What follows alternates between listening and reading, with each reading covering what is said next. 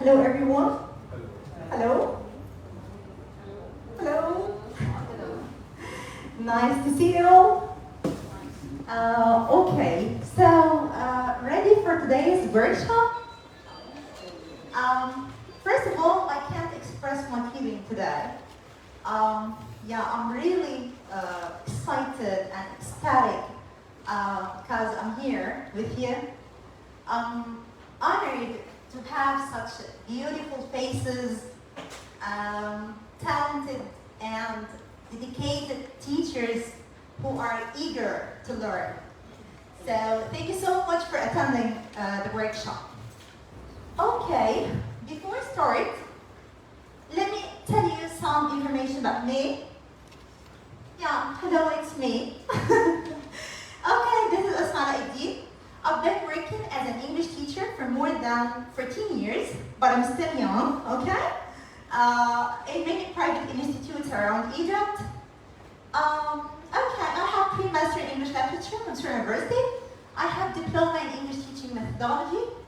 I'm a CELTA, TESOL, TEFL holder. I'm a certified IELTS trainer from IDP. I have many MBA in business administration and many MBA in human resources. I have TOT certificate. So that's all about me. Okay? So ready? Okay. Our workshop is about phonology assessment. So what do we mean by phonological analysis? What do you mean? Okay. Do you have any ideas? Who can share any ideas? Yes. Okay. Yeah, sure. By phonological analysis, I think we talk about segmentals of language, we talk about pronunciation, we talk about segmental, we talk about intonation, all the things related to phonology. Thank you so much. Thank you. Yes. What do we mean by phonological analysis? Phonological analysis describes the characteristics of pronunciation disorders from a communicative or communicative American British accent perspective. Okay? So, what are the benefits of a phonological assessment? Who can share any ideas? Yes, sure. Yeah, okay. Thank you. Why we make phonological assessment? Yeah. We can grab the weakness in our students' pronunciation, and we can make a need analysis what to give them in future. Brilliant. Wonderful. Thank you so much. Yes. By phonological assessment, we can, first of all, identify areas of need. Areas to work on. Yeah, perfect. Areas to work on. What do you need?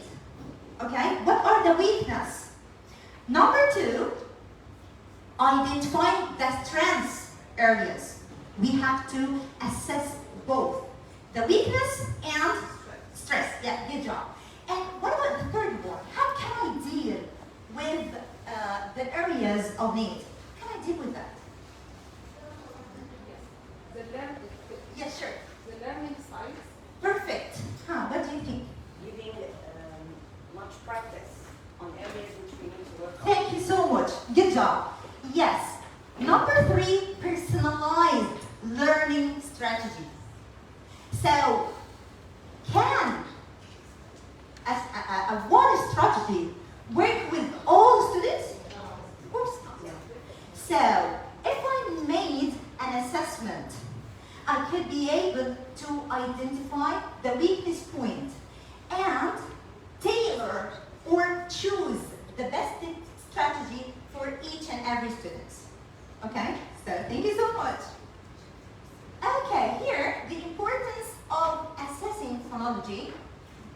This assessment is beneficial because it provides teacher with valuable information about students' phonics skills, including areas of strength and the weakness, okay? With this information, teachers can tailor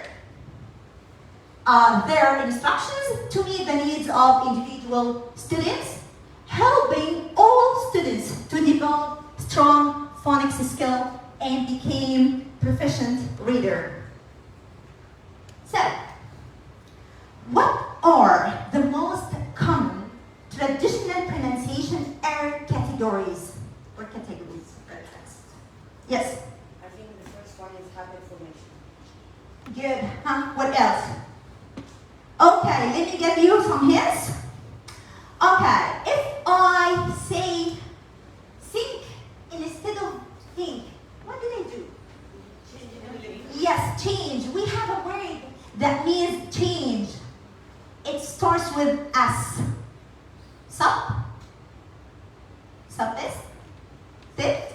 Yeah? Okay, we can classify the errors according to certain types. For example, absence of sound in native language. Good. Okay. Absent pracs to certain sounds. Yeah.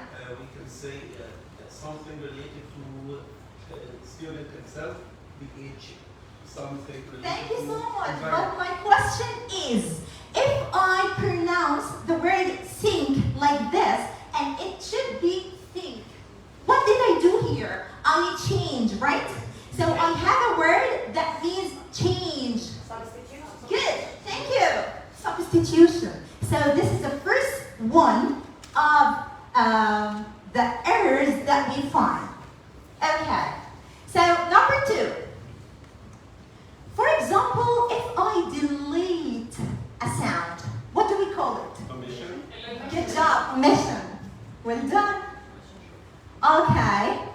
And if I add a sound, like facial, good job, thank you.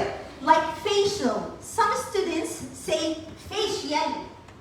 They add yeah sound. Or social, some students say social, right? So what did they do? They add, yeah, good. Adding or additions. So sometimes students add some sounds which aren't exist in the sentence. And the last one, transposition. Okay? Okay.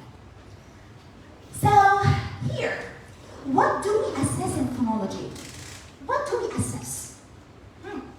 What do you think? What are the areas that we assess? Pronunciation. Where is the mic? You talk the mic? You want to talk? Doesn't work. Yeah. Okay, I'm okay. We assess pronunciation. Good job. What are the pronunciation like steps or factors that we assess? Articulation, for example. Good job. What else? What? Be more detailed. I need the sounds. What are the sounds that can be assessed? Interfering E, for example. Maybe, yeah. And what about the consonant sounds? Consonant. Cluster, consonant cluster. Maybe, yeah. Okay. Okay. And what about the place of articulation itself? Stress. Yeah, good. The place of articulation, I'm not talking about the stress now. I'm talking about the place of articulation, like velar sound, yeah, glottal sounds, alveolar sounds, or so. Articulation. Yeah, articulation, places of articulation. Okay, now we can assess an alveolar sound. Alveolar sound, like ta or da, is substituted with a velar sound. Sometimes it happens. Okay, a velar or palatal sound, like ka, ga, or sh, is substituted to another sound or an alveolar sound, like g, t, or d, or sa. Affricate sounds, okay, and r, sometimes it becomes w. Okay, so these are the elements that we should assess in substitution process. And what about the omission process? What do you think? The omission one, if we delete something. Consonant cluster, good. Do you have any ideas? Okay.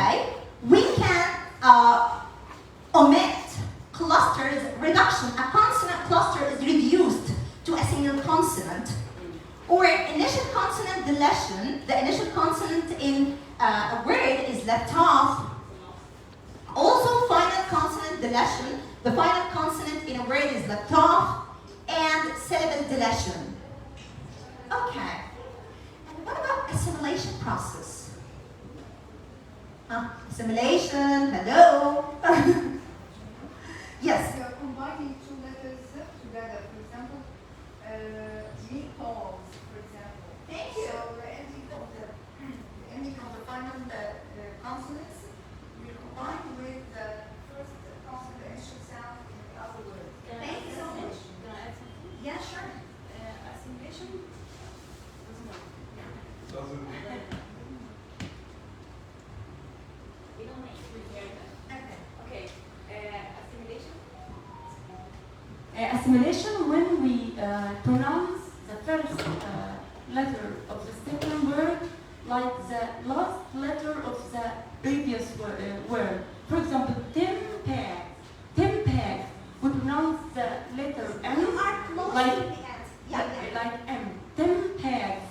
Yes. It's you not are 10 bags. No, it's Timpeg. Good job, but I want to clarify something. Assimilation is not only about I pronounce the sound like the second sound. No, it's not only like this. Sometimes I can change the whole sound and they produce another sound. Like what's your, it becomes what's your. This is assimilation, by the way. Okay? So here, a consonant sound starts to sound like another sound in the word. Like basket maker, it becomes basket maker. Good job. Yeah. And adding, do you know the word epanthesis? Epanthesis? Epanthesis. Epanthesis is a word related to phonology, which means adding another sound which is not in the word. Like You are. you or You are. You are. maybe like this, or you add another sound like facial, you say it facial. This is adding another sound which is not exist in the word. But you said the accent. Yeah, like this. For example, some speakers says Maybe the sound of sound in inserting in words like study. They don't say study. They say study. So this is epanthesis. They adding extra sound which is not exist in the word. Do we have it? Do we have we have sound, right? So we have to say study, not study. Some students say that. Yeah, good. This is what I said for you to learn to feel English. Yes, perfect. school. Yes, good. Good done. Maybe something else. Yeah. Okay, now let's talk about the most common pronunciation errors for Arabic speakers. Of course, we are Arab and we don't have any mistakes, right? We don't have, right? We have a lot. Okay, so what do you think about consonant sounds? What are the most problematic consonant sounds in Arabic? I'm not talking. I was talking here. By the way, I had a phonetic course with this Qisma, and I had some problems with saying the best sound for the fat sound. And thank you so much, Qisma. Now I'm able to say fat for the sound. Thank you so much, Iman. Thank you. Yes, one of the most common mistakes, p and b sound. And b. Yes. Another two consonants which are the va and fa. Excellent. Some people, for example, say Vodafone, Yeah, good job. Yes. where it should be Vodafone. Yes, perfect. Yes.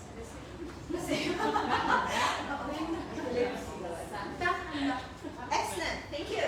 One of the most common mistakes also in pronunciation is between the two sounds, j and sh. Thank you so much. Thank you. Yes, it's one of the most problematic consonant is the best dilemma ever. R in Arabic is different from R in English. Wrong But R. I can't pronounce it well because You can say we without I can't do it in Arabic. Okay. Please, I can't do it in Arabic. without moving. Some students mix between S and TH sound. That's Perfect. S and the sound of ta and da in this symbol. Bas. perfect. Also, sh and good job. Yes, amazing. Thank you. So these are some of the common mistakes that Arabic speakers usually pronounce or usually utter. So what is this for Arabic speakers? They mispronounce all letters. We have to correct them. Yeah, okay, sure. Okay. Now let's move to the vowels. Do we have any problems in the vowels? Actually, no. We are super, right? Yeah, okay. Oh my gosh. Okay. okay. We have a great problem with the many verbs, diphthongs, and so on. Thank you. The diphthongs comes first. Diphthongs. Yes, please. A very big thumb up here. Yeah, okay. Who would like to share? What the pronunciation of the short sound. Excellent. Good job. Like ribbon. It's not ribbon, it's ribbon. People, person. We don't have to say person, son. No, person. Comparison. It's comparison. Yeah, sure. Students also mix between the long and short vowels. So, for example, they never say, some people say good, where it should be good. Yeah. Like the word wood, the word wool, wool, soof, wool. Okay? They usually pronounce it wool. Right? It's wool. Short O. Okay. So these are some vowels like the long O in own, it becomes on, like that. Or long O like boat, it becomes like look oo, like boot. Boot, it's sorry. Okay. O like toll versus oi, toil, and so on. We have a plethora of mistakes. Okay. Now let's move to phonetics assessment. What about this activity? What can we measure here in this activity? Matching. Yeah, matching what? The first letter. Good job. Here I asked the students to match the initial sound with the picture. So phonetics assessment is a powerful tool for assessing students' phonics skills. It involves assessing students' ability to connect sounds to letters by asking them to identify a picture that matches specific word sound. Okay. Now let's move to phonics assessment. Okay, here. I'll send you the presentation, okay? So, phonics assessment, we use phonics assessment as a guide to inform instructions on decoding and encoding words. Sound sample relation assessment evaluates students' ability to associate American British accent, a single sound sample